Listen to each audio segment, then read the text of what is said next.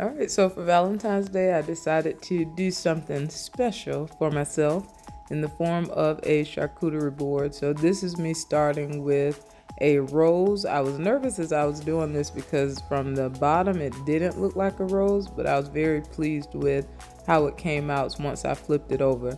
The next step was to organize the cheese on the board, and this is my first charcuterie board. I've seen several of them in real life and then also of course on TikTok. So I kind of had an idea of where to place things, but once I got started, I was like, I guess this is just like art. You place it however you feel, and wherever you feel, kind of trying to mix the colors and I don't know, just making it look pleasing to the eye. So I had two different types of crackers. I had wheat thins and then Ritz crackers, the best crackers in the world.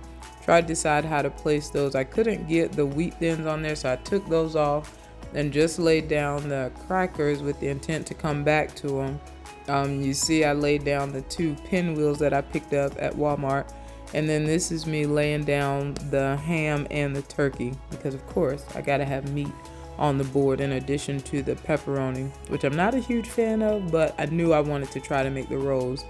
I decided to place the wheat thins in between the Ritz crackers because that gave somewhat of a design.